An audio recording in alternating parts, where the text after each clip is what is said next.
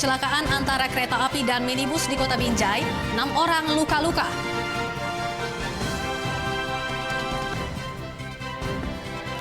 Empat warga Tapanuli Utara yang diobservasi negatif suspek virus corona.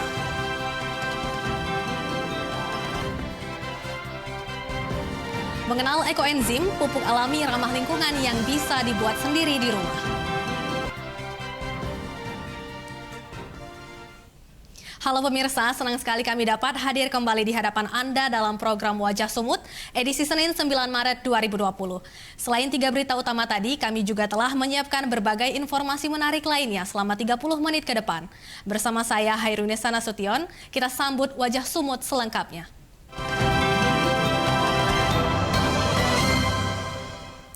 Kecelakaan terjadi antara kereta api dan minibus di Kelurahan Tanah Tinggi, Kota Binjai pada Minggu siang. Akibatnya 6 orang yang mengendarai minibus mengalami luka-luka. Kecelakaan kereta api dan minibus terjadi di kilometer 21 jalur lintas Sumatera Utara di Kelurahan Tanah Tinggi, Kecamatan Binjai Timur, Kota Binjai. Minibus datang dari jalan utama Kota Binjai menuju Jalan Ikan Kakap, Kelurahan Tanah Tinggi, Kota Binjai melintas di rel kereta api tanpa palang pintu. Dan saat melewati rel, minibus tiba-tiba mogok dan tertabrak kereta api yang melintas. Tidak ada korban jiwa dalam peristiwa ini, namun 6 orang yang berada di minibus dilarikan ke rumah sakit terdekat karena mengalami luka-luka.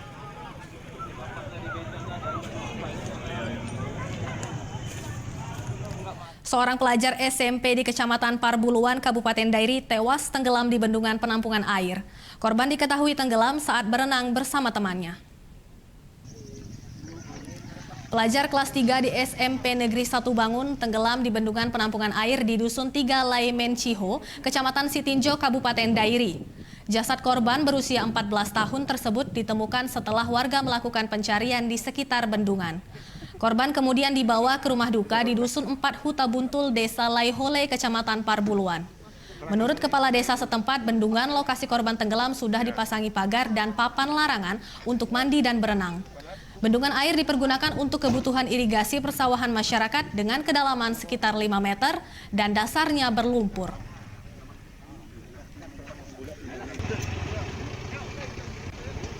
Seorang penjaga tambak di Belawan Sabtu sore ditemukan tewas di salah satu pondok tambak kepiting di tempatnya bekerja. Korban diduga dibunuh oleh rekan kerjanya yang kini buron. Korban atas nama Sujaidi ditemukan tewas di tambak kepiting di kawasan Kelurahan Sicanang, Kecamatan Medan, Belawan. Polisi dibantu TNI memasang garis polisi untuk menyelidiki penyebab kematian korban yang diduga tewas dibunuh oleh rekan kerjanya.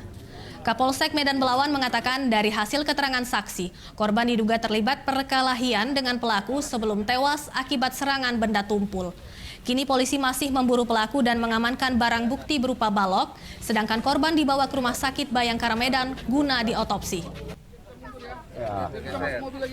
Motif pelaku kami perkirakan ada rasa sakit hati lah, karena Pak Sujaidi ini selaku penjaga tambak merasa keberatan. Satreskrim Polsek Medan Labuhan menangkap satu pelaku begal handphone di Kelurahan Mabar, Kecamatan Medan Deli. Polisi menyita barang bukti handphone curian dan senjata tajam yang digunakan pelaku. Pelaku merupakan remaja yang tinggal di lingkungan 7 Kelurahan Mabar, Kecamatan Medan Deli. Polisi menangkap pelaku sehari usai mencuri handphone milik korban, Juwita Nasution, yang merupakan tetangganya. Dalam aksinya, pelaku tak segan untuk melukai korbannya dengan senjata tajam. Saat ditangkap, pelaku mengaku nekat mencuri handphone untuk bermain judi. Pelaku dijerat dengan pasal 365 KUHP dengan ancaman pidana maksimal 9 tahun penjara. Belum pernah masuk ya. Aksi pencurian toko emas di Pasar Horas, Kota Pematang Siantar terekam kamera pengawas CCTV. Satu pelaku membawa perhiasan senilai 15 juta rupiah. Dalam rekaman kamera CCTV terlihat satu pencuri merusak pintu sebuah toko emas di lantai 2 Pusat Perbelanjaan Pasar Horas, Kota Pematang Siantar. Pelaku kemudian mengambil sejumlah perhiasan seperti kalung, gelang, cincin senilai 15 juta rupiah. Korban kemudian melaporkan dan membawa rekaman CCTV ke Polsek Siantar Barat dan berharap pencuri bisa ditangkap oleh pihak kepolisian.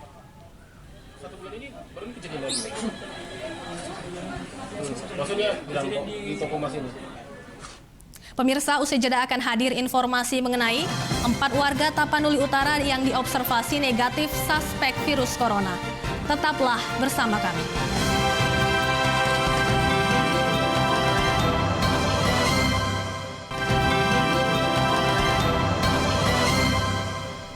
Masih bersama kami di Wajah Sumut. Seorang pemuda di bantaran Sungai Deli di Medan membakar rumahnya sendiri dan diduga mengalami gangguan jiwa. Api dipadamkan 2 jam kemudian oleh warga yang bergotong royong.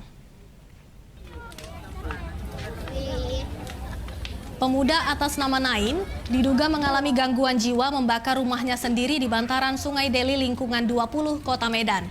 Rumahnya ludes terbakar namun warga berhasil memadamkan api yang dikhawatirkan merembet ke permukiman yang lain. Selama 2 jam memadamkan api, warga bergotong royong dengan alat seadanya dan pelaku melarikan diri.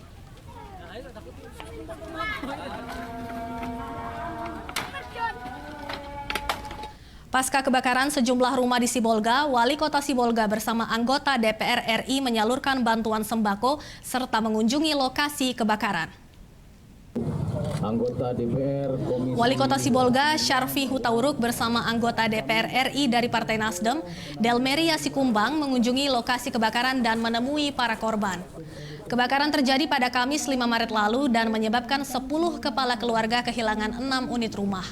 Lokasi kebakaran tidak jauh dari kantor Wali Kota Sibolga di Kelurahan Simare-Mare, Kecamatan Sibolga Utara. Kerugian yang ditaksir akibat kebakaran mencapai ratusan juta rupiah dan tidak ada korban jiwa dalam peristiwa ini.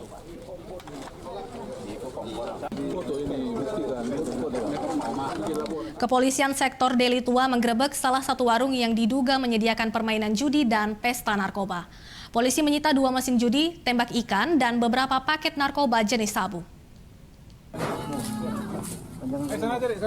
Polisi mengamankan 3 wanita dan 4 pria yang diduga bermain judi mesin, tembak ikan, dan pesta narkoba. Sejumlah barang bukti paket sabu dan alat hisap sabu juga ditemukan di lokasi penggerebekan. Polisi bersama petugas kelurahan merubuhkan dan membakar warung tersebut agar tidak bisa digunakan sebagai lokasi judi dan transaksi narkoba. Penggerebekan dilakukan berdasarkan laporan warga yang resah dengan aktivitas perjudian dan peredaran narkoba. Kemudian di sini juga dari laporan dari yang punya tanah, ini bahwasanya sering digunakan untuk judi. Judi itu judi ikan. Di laporan masyarakat, laporan juga dari PKM yang sebelah masjid juga kita. Polres Batubara menggerebek perkampungan yang selama ini disinyalir sebagai tempat peredaran narkoba. Dalam penggerebekan, polisi menangkap 15 orang yang diduga sebagai pengedar dan pemakai narkoba. Polisi menggerebek kampung Longbet di Kelurahan Pangkalan Dodek, Kecamatan Medang Deras, Batubara yang disinyalir sebagai lokasi transaksi narkoba. Hasilnya 2 polisi menemukan sabu, ganja, alat hisap sabu, dan timbangan elektronik. 5 orang yang diduga sebagai pengedar narkoba dan 10 orang pemakai narkoba dibawa ke Mapolres Batubara untuk proses penyelidikan.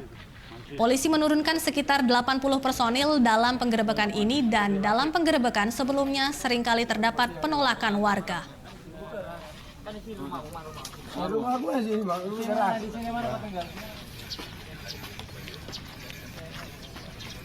Rumah Sakit Umum Daerah Tarutung dan Dinas Kesehatan Tapanuli Utara melakukan observasi dan memantau 4 warga Tapanuli Utara atas dugaan suspek virus corona. Menurut informasi dari RSUD Tarutung, 4 warga, 3 diantaranya telah diobservasi sejak 3 Maret lalu. Hasil observasi menunjukkan keempatnya negatif suspek virus corona dan 1 orang lainnya masih dalam observasi dan pemantauan sejak 5 Maret lalu.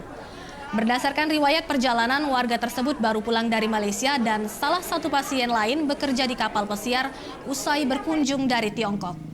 Rumah Sakit Tarutung merupakan salah satu rumah sakit rujukan penanganan virus corona yang direkomendasikan Kementerian Kesehatan. Terdapat 2 ruang unit isolasi dan tim khusus penanganan corona yang melibatkan dokter spesialis paru dan penyakit dalam. Nah, apabila dia dijumpai gangguan paru, kemudian terindikasi dia memang ke arah virus corona, ini akan kita kirim ke Rumah Sakit Adam Malik. Nah, kita di sini apabila dia negatif, kita akan isolasi selama 14 hari ke depan. Lalu setelah 14 hari tidak ada menunjukkan gejala, Dinas Kesehatan akan mengeluarkan surat keterangan sehat. Mengantisipasi penyebaran COVID-19 atau virus corona, Muspika bersama kepolisian membagikan masker gratis kepada warga di pasar tradisional Deli Serdang. Petugas juga mensosialisasikan pola hidup sehat kepada warga. 10 kotak masker dibagikan gratis oleh Muspika Kecamatan Deli Tua sebagai bentuk antisipasi virus COVID-19 pada Minggu pagi. Selain pembagian masker, petugas juga mengimbau warga untuk tidak panik serta mengajak warga menerapkan pola hidup sehat, menjaga kebersihan serta banyak mengkonsumsi buah-buahan. Camat Deli Tua, Wali Karo-Karo mengatakan pembagian masker dan sosialisasi diberikan untuk mencegah penyebaran virus corona. Agar masyarakat itu ya diperbanyak memakan buah atau yang berkaitan dengan vitamin C. Pak, apa yang kita bagikan tadi, Pak? Oh, yang kita bagikan tadi masker. Kepada siapa, Pak? Kepada masyarakat. Itu masyarakat. Usai jeda kami akan kembali dengan informasi mengenal ekoenzim, pupuk alami ramah lingkungan yang bisa dibuat sendiri di rumah.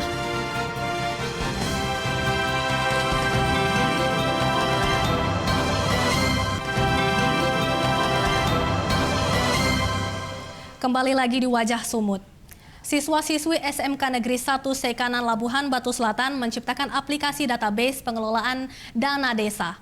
Aplikasi ini dinamakan AKL Application yang diharapkan dapat membantu desa untuk mempermudah administrasi desa. AKL Application yang diciptakan siswa-siswi SMK Sekanan Labuhan Batu Selatan berawal dari kurikulum K13 di mana siswa dituntut untuk lebih kreatif, inovatif, cepat, dan tanggap. Aplikasi ini dibuat untuk mempermudah administrasi desa dengan mencakup data penduduk desa, data gaji karyawan, serta pengelolaan dana desa. Sistem dalam aplikasi memuat input yang tidak rumit dan menggunakan bahasa Indonesia. Meski aplikasi belum bisa diakses secara online, namun diharapkan dapat digunakan oleh desa dalam mengelola sistem administrasi desa. Manfaatnya kami lebih mengunggulkan kepada bendahara desa yang mana dia lebih memudahkan dan lebih efisien dalam mengerjakan memasukkan data atau menginput data. Selain desa apa tadi yang dibuat? Ada administrasi sekolah juga, itu juga lebih menggampangkan atau memudahkan bendahara sekolah atau Ratusan hektar padi di Kecamatan Porsea, Kabupaten Toba Samosir terancam gagal panen karena kekeringan.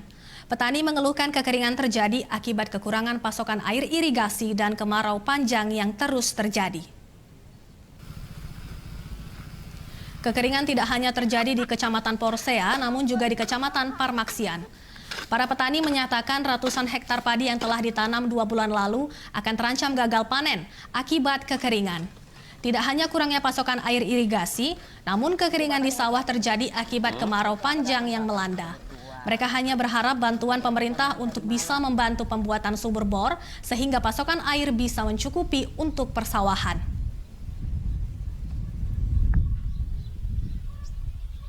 Jadi kalau begini keadaannya bisa gagal panen. Jadi harapan kami kepada pemerintah, masyarakat Lubang Kuala mengharapkan sekali supaya diadakan atau dibuat sumur bor. Sejumlah petani di Kabupaten Langkat mulai mengembangkan pupuk enzim alami sebagai alternatif pengganti pupuk kimia. Selain ramah lingkungan, pupuk ini juga bisa dibuat sendiri dan menekan biaya produksi. Dan informasi tersebut sekaligus menjadi penutup Wajah Sumut edisi hari ini. Saya Hairunisa Nasution beserta segenap kru yang bertugas mengucapkan terima kasih dan sampai jumpa.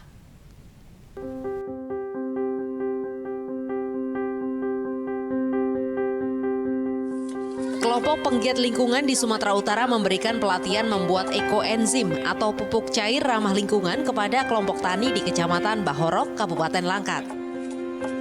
Bahan utama yang dibutuhkan untuk membuat ekoenzim yaitu kacang tanah, serai, kangkung, nanas limbah gula, air, dan botol bekas ukuran 1,5 liter.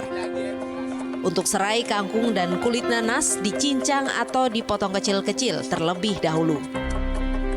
Kemudian siapkan botol air mineral bekas, masukkan kacang tanah 30 butir, serai, kulit nanas yang mempunyai banyak mata, dan kangkung yang sudah dicincang atau dipotong-potong.